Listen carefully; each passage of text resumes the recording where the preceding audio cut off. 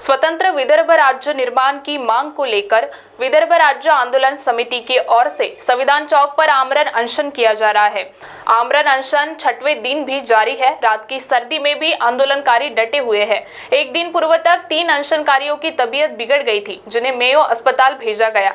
समिति अध्यक्ष वामनराव चटप के नेतृत्व में चल रहे अनशन को विदर्भ भर के अनेक संगठनों का समर्थन हासिल हो रहा है। 1 जनवरी को दोपहर 12 बजे हुई बैठक के बाद सभी विदर्भवादी रास्ते पर उतरकर रास्ता रोको आंदोलन करने लगे।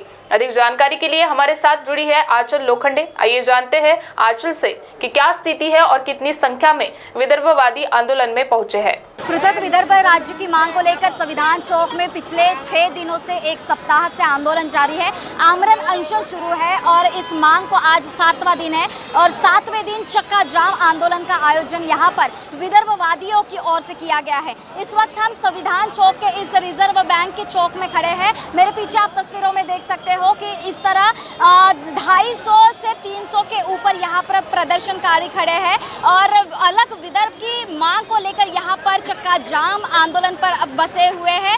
यहाँ पर बीच में गाड़ियाँ लगा दी गई है। जो इधर से बड़ी साइड से जहाँ गाड़ियाँ आते हैं उनको रोक दिया गया है और सिग्नल जो है बीच का वो पूरी तरह से बंद रखा गया है। जो भी कोई प्रवासी आ रहे हैं वहाँ से उनको रोका गया है और पूरा बीच में का जो सिग्नल है यहाँ आरबीआई चौक जो मेन रोड है वहाँ पर रोका गया है और कुछ विदर्भवादी जो गाड़ियाँ हैं उनके सामने भी लेटे हुए थे। तो कुछ विदर्भवादियों को अभी कुछ देर पहले डिटेन किया गया है, पुलिस की गाड़ियों में भरा गया है। फिर भी भारी मात्रा में यहाँ पर प्रदर्शन जारी है। आइए सुनते हैं हमारे साथ कुछ लोग हैं, क्या बताएंगे किस लिए आंदोलन है। ये विदर्भ राज्य मांग है हमारी। विदर्भ राज्य के लिए 100 साल पहले की इसकी मांग है और अभी 5 दिन यहाँ पर आमरण उपोषण किया गया था, फिर भी कोई एक भी नेता यहाँ आया नहीं।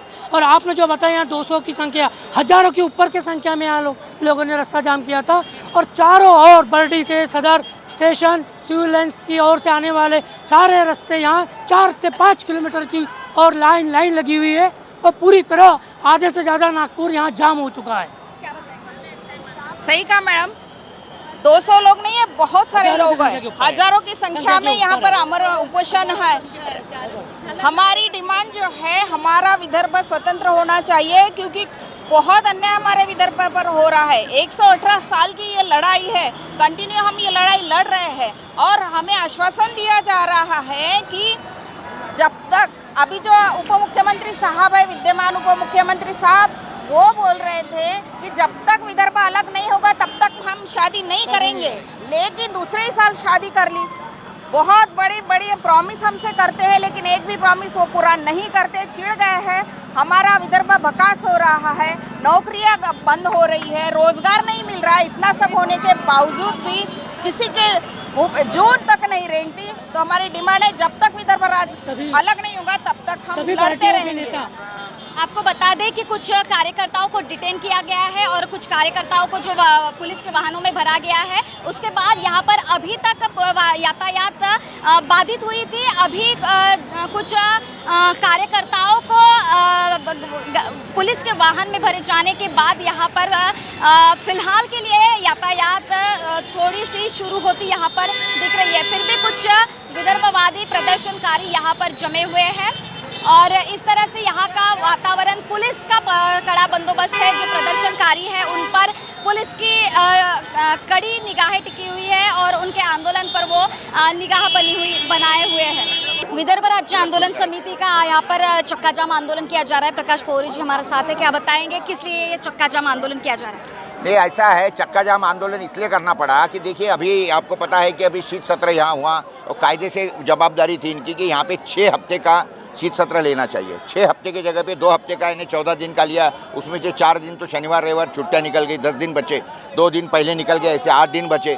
और उसके बाद में इन्होंने विदर्भ का एक भी प्रश्न लिया नहीं, और उसके बाद में फिर हम लोग आखिरी उपोषण को बैठे यहाँ पे।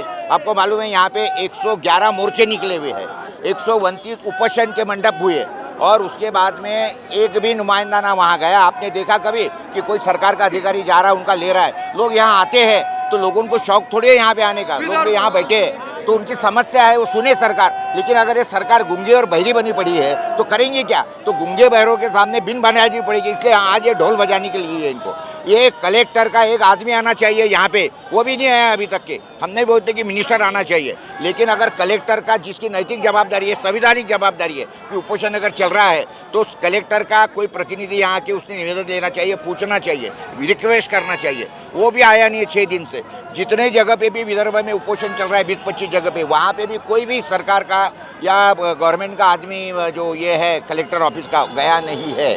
तो ये जो सारा है, तो अगर ये सिंपल तरीके से सीधे आवाज़ से अगर सुनती नहीं है, शांतता के आंदोलन को अगर ये सरकार कुछ गिनती नहीं है, तो फिर ढोल बजाओ। तो इसलिए ढोल बजाने का, ये सरकार के ढोल बजाना चालू है यहाँ पे। क्या लगता है ऐसे चक्का जाम आंदोलन करके इस पूरे आंदोलन को हिंसक रूप मिलेगा? तो अभी वो तो हम क्या बता सकते हैं। अगर सरकार हिंसा पे ही हिंसा को ही सुनती है, जलाने को या टायर जलाने को या बसें जलाने को, बसें तोड़फोड़ को ही अगर सुनती है, तो सरकार के सामने मैं कैमरे के सामने बोल रहा हूँ, तो मैंने सरकार लोगों को उचकाया है करके सरकार ने मेरे पे गुन्हे दाखिल करना चाहिए। वो भी होगा, वो भी होगा।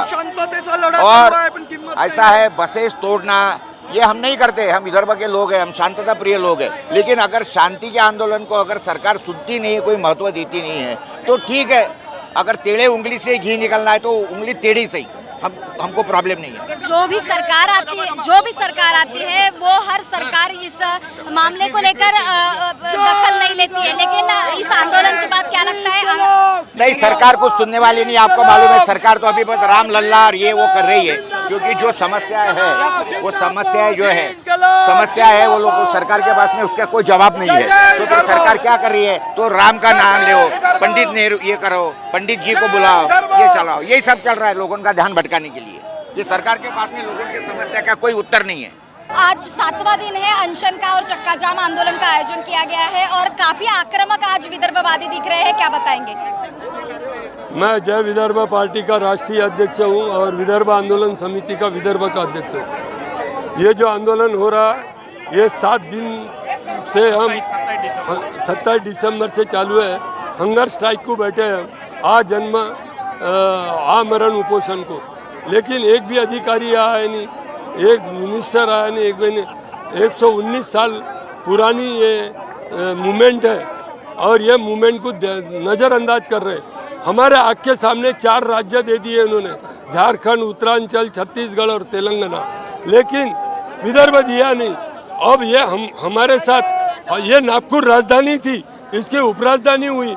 हमारे युवकों को काम नहीं, किसान आत्महत्या कर रहे हैं, यह बहुत बुरे हाल है। और ये आज की जो खोखा सरकार है, मैं नहीं बोलता, ये मीडिया बोलती कि खोखा सरकार है, और आज की जो खोखा सरकार है, ये सरकार सुनने के काबिल नहीं है। इसलिए मेरा एक निवेदन है कि इन लोगों ने अगर इस पर ध्यान नहीं दिया तो ये सत्ता से खत्म हो जाएगी।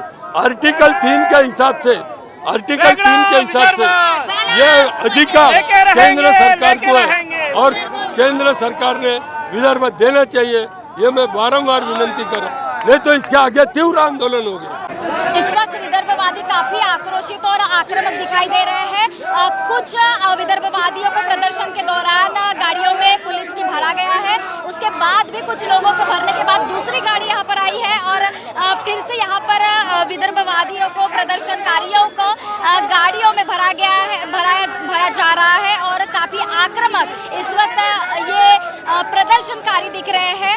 नागपुर में शीतकालीन सत्र अभी हुआ है, उसमें भी विदर्भ की अलग विदर्भ की मांग रखी गई थी।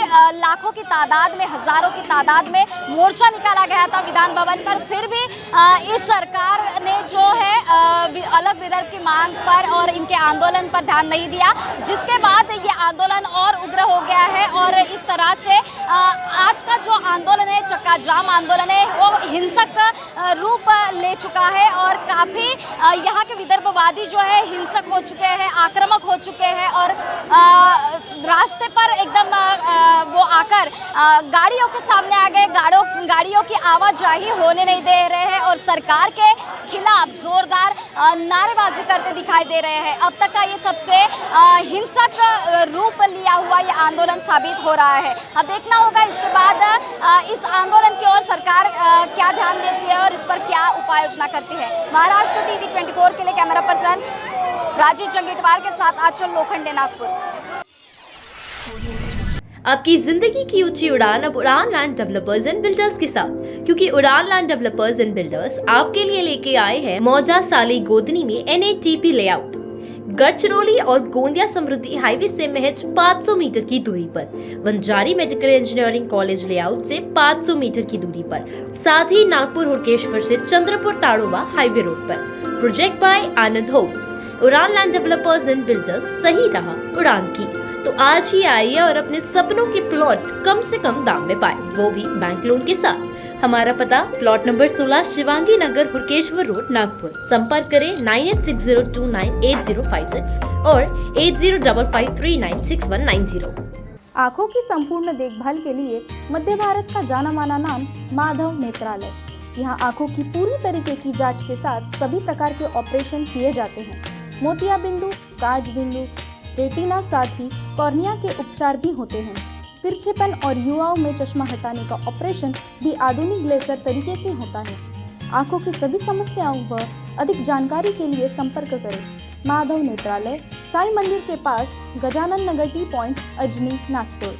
डायल करें 6785200 या Madhav Netralaya premium centre, Vasudev Nagar metro station के पास, Hingna T point, Nagpur. Dial करें 3502300।